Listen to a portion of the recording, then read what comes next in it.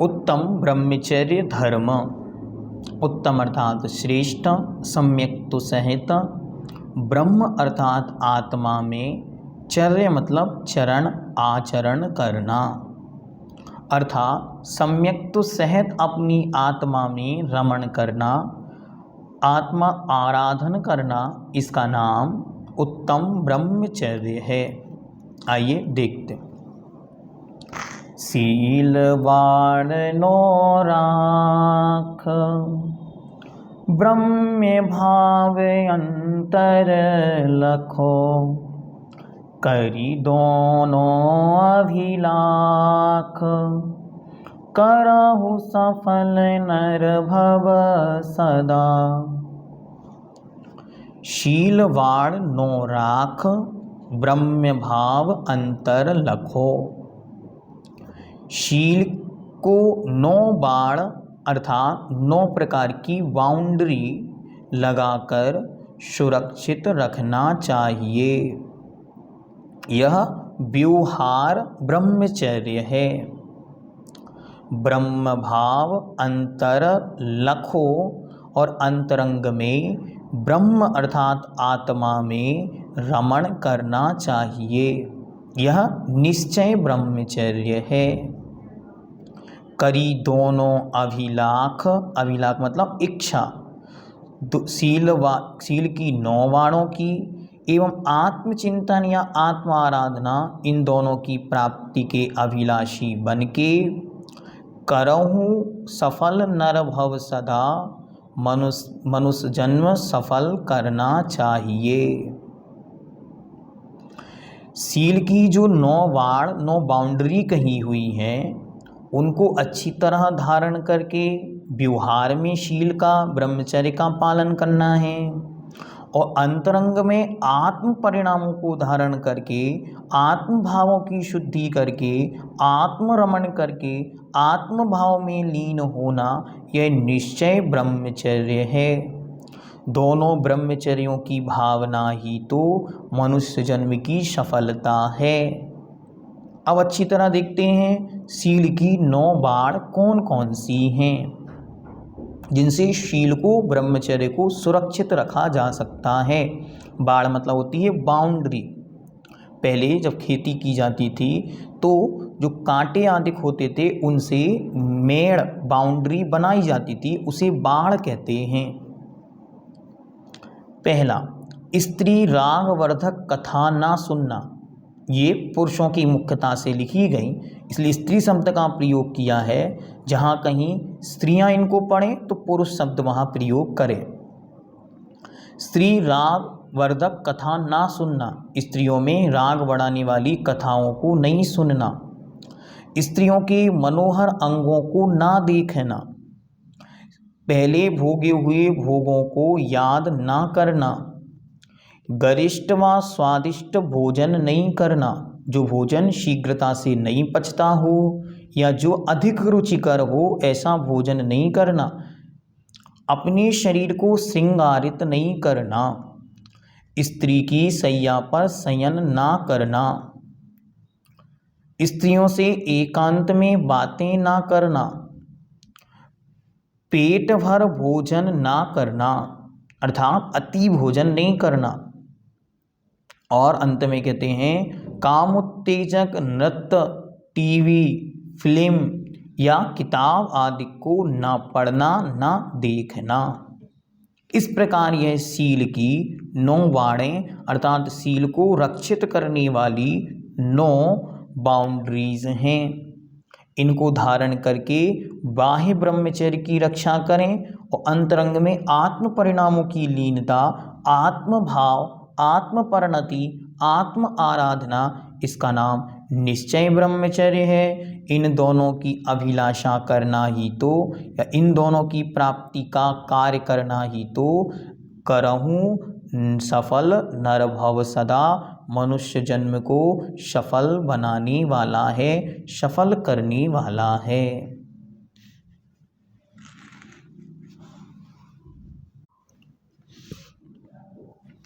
उत्तम ब्रह्मचर्य मन आनो, माता बहन सुता पहिचानो, सही बान बरसा बहु सूरे, टिके न नैन बान लखी कूरे।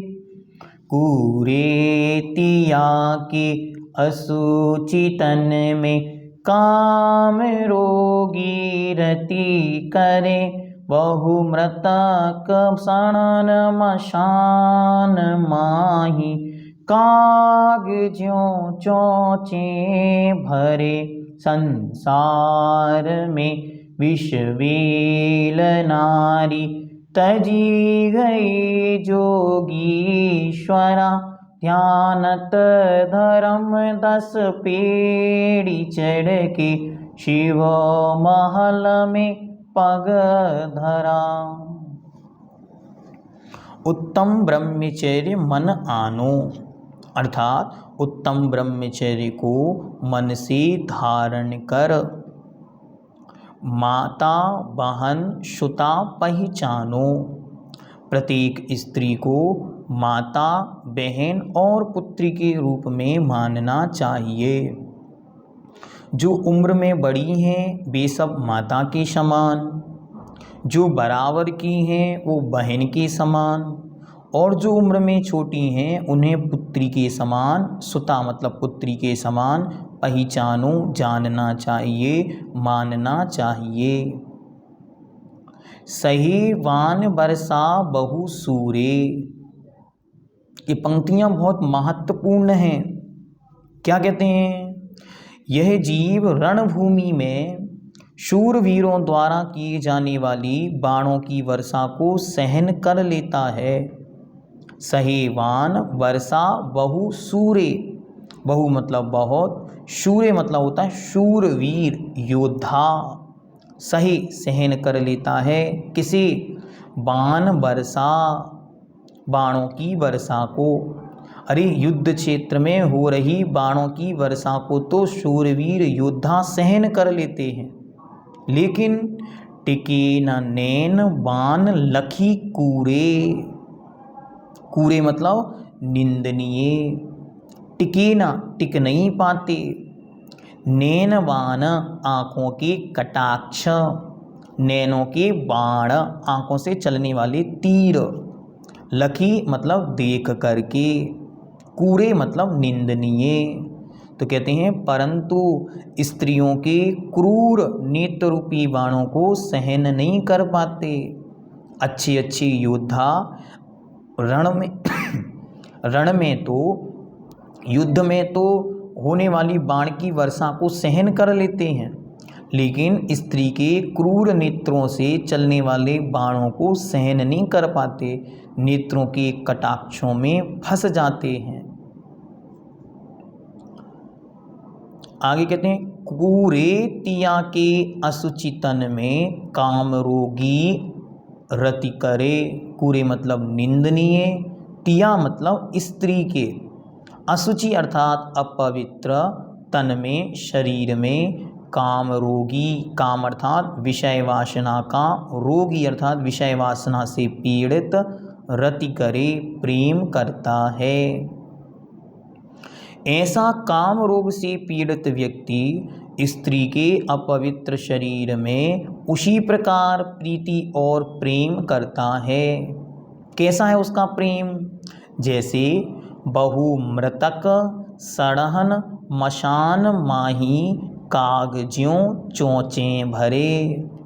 जैसे बहु अर्थात बहुत समय से, मृतक मरा हुआ, शरीर जो या कोई वस्तु जो जीव जंतु गाय आदि मरण को प्राप्त हो गए हैं और बहुत समय से मरे हुए पड़े हैं, तो कहते हैं बहुत समय से मृतक मरा हुआ शरीर सड़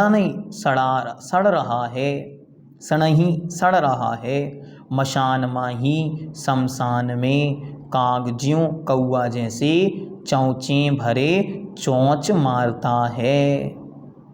जैसे उस अपवित्र निंदनीय घिन्न से युक्त सड़ रहे मांस के टुकड़े पर कौआ अपनी चोंचें मारता है, उसी प्रकार काम रोग से पीड़ित यह मनुष्य स्त्री के अपवित्र तन में राग करता है, रति प्रेम करता है।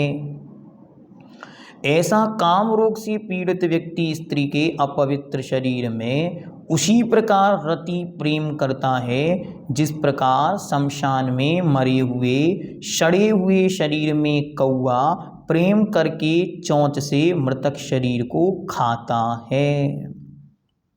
इसीलिए संसार में विषवेल नारी तजी गए जोगीश्वरा।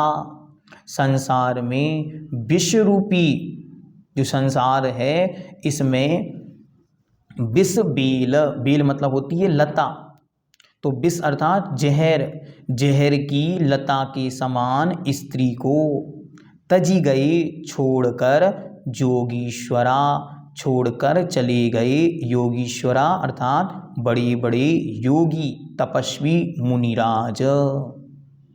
स्त्री कैसी है? संसार में विष की बेल के समान है। उसे तजकर योगीश्वर ध्यान करने, तपस्या करने, साधना करने वनों में चले गए। अब यहाँ पर स्त्री शब्द का प्रयोग हुआ, नारी शब्द का प्रयोग हुआ, इसलिए यहाँ ये ग्रहण नहीं करना कि ये हमारे पर कटाक्ष क्यों किया, नहीं, यहाँ स्त्री पनी पर कटाक्ष किया है, स्त्रीत्व भाव पर, स्त्री के प्रति वासना पर प्रहार किया है, ना कि किसी माता बहन या पुत्री पर। माता बहन या पुत्री पर किसी प्रकार का कोई कटाक्ष नहीं है, ना उन्हें विष की बेल कहा। यहाँ तो जो नारी में रमण रूप अब्रह्म का भाव है उसे विष की बेल कहा, उस वासना को विष की बेल कहा, उसे तजकर वे मुनि महाराज साधना करने को वन में चले गए। किन्हीं किन्हीं ने इस पंक्ति के स्थान पर संसार में विषयाभिलाषा तजी गए जोगीश्वरा, इस प्रकार की पंक्ति भी लिख दी है, लेकिन वो पंक्ति उचित नहीं बैठती। उचित नहीं बैठने का तात्पर्य, आदरणीय पंडित जी सामने जब अपनी रचना लिखी तो वे ध्यानत राय जी बड़े महात्मा कवि थे, इसलिए उन्होंने कुछ गलत नहीं लिखा। हमने समय के साथ उसे चेंज करने का भाव किया, ठीक है, कर सकते हैं, लेकिन दूसरे की रचना में बिना गलती के परिवर्तन करने पर ज्ञानावर्ण का महान आश्रय बंद होता है। इसलिए अगर गलत है तो बदल सकते हैं, क्योंकि वो स्वयं बाद में लिखते हैं कि सुधी सुधार पढ़ो। यदि सुधी विद्यमान है, कुछ गलती है तो सुधार कर पढ़ लो, लेकिन यदि कोई गलती नहीं है तो फिर क्यों सुधारा, इसलिए दोष लगेगा। इसलिए जहाँ दोष नहीं है वहाँ सुधारने की आवश्यकता नहीं, ये ध्यान में रखना है जीवन भर। यही नहीं, अन्यथा भी और पंक्तियों में जहाँ भी पूजन में या शास्त्रों में जहाँ जो बात आती है उसे समझने का प्रयास करना।